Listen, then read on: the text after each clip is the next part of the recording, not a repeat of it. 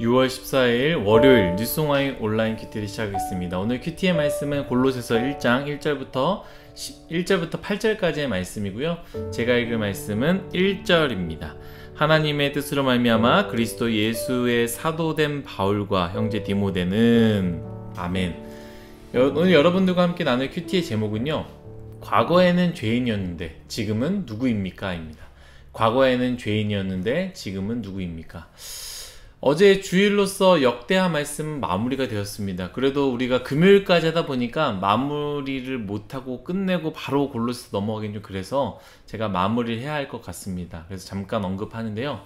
남유다의 요시야 왕이죠. 굉장히 훌륭했던 왕이 이제 하나님이 구스 왕을 통해서 전쟁에 막지 마라, 하나님이 할 일이 있다라고 말했음에도 불구하고 요시야가 그것을 막다가, 무시하고 그것들을 막다가 결국엔 죽음을 당하게 됩니다. 실질적으로 남유다의 믿음의 길은 끝났습니다. 요시야가 죽음으로 말미암아.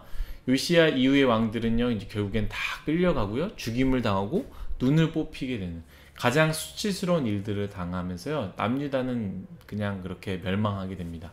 왕들이 그런 일들을 당했는데 남유다의 백성들의 삶은 어떠했겠습니까? 그런데 오해하지 말아야 되는 것은요, 하나님께서 그냥 쉽게 남유다를 포기하신 것이 아닙니다. 요시야가 죽고 나서 이제 내버려 두신 것이 아니죠. 역대하 36장 15절을 제가 한번 읽도록 하겠습니다. 그 조상들의 하나님 여호와께서 그의 백성과 그 거하시는 곳을 아끼사 부지런히 그의 사신들을 그 백성에게 이르셨으나 16절 읽어볼게요. 그의 백성이 하나님의 사신들을 비웃고 그의 말씀을 멸시하며 그의 선지자를 욕하여 여호와의 진노를 그의 백성에게 미치게 하여 회복할 수 없게 함으로. 아멘. 하나님은 포기하지 않으셨습니다. 하나님은 그의 백성과 남유다를 아끼시고 사랑하셨기 때문에 어떻게 했다고요? 부지런히 하나님의 사람들을 보내셨다라는 거예요. 왕들이 말을 안 들으니까 백성들에게도 보냈는데, 그렇죠? 백성들에게 보내셨다 하지 않습니까?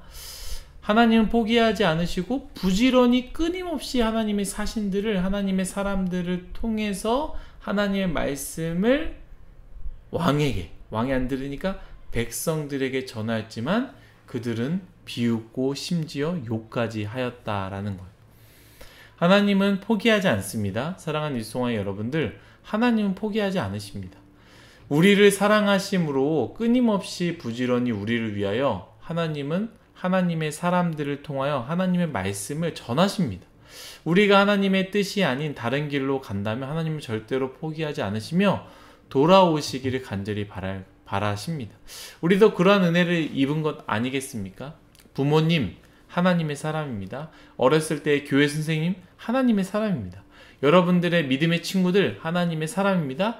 청년대학부의 지금의 그룹장님들, 그룹원들 다 하나님의 사람입니다.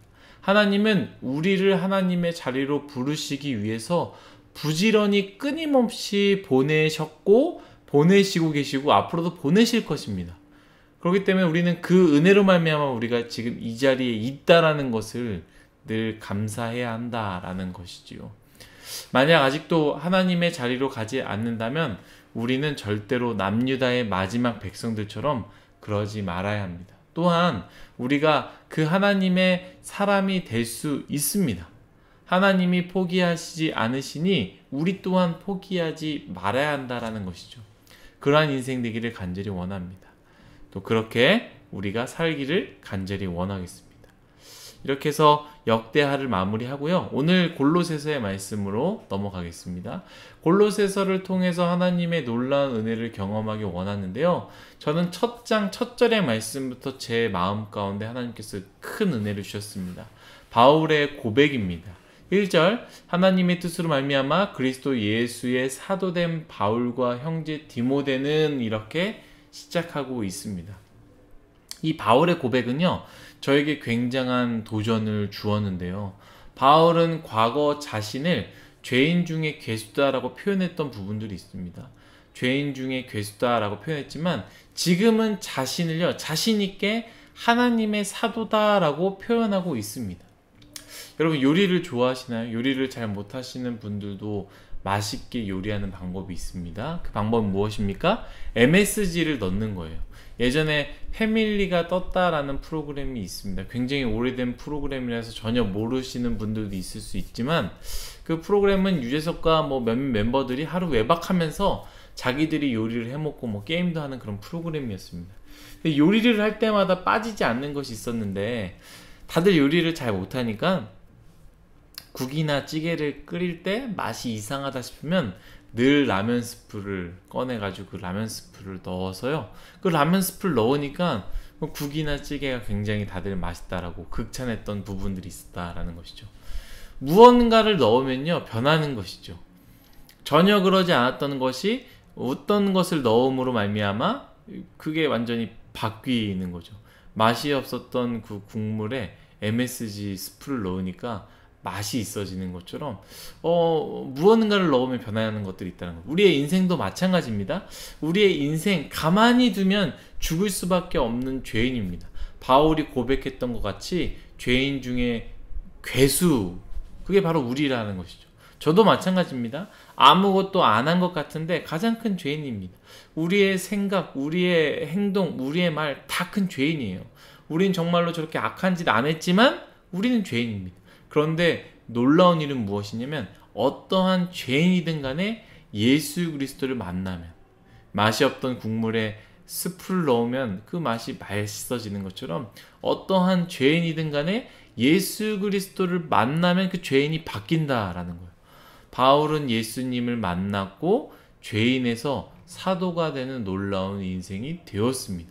과거에는 죄인, 아무리 숨기려 해도 숨길 수 없는 그 죄 가운데 살았지만 예수를 만나니 그 인생이 새롭게 변했습니다. 이 말씀을 묵상하며 저에게 도전하는 것은 그렇다면 사도 바울은 죄인 중에 괴수였지만 지금 사도로 바뀌었다면 그렇다면 나는 지금 누구인가 라는 것이죠.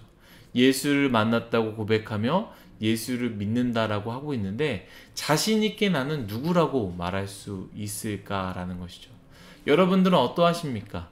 여러분들과 저는 과거에는 우리가 아무리 부인하여도 부인할 수 없는 완벽한 죄인이었습니다.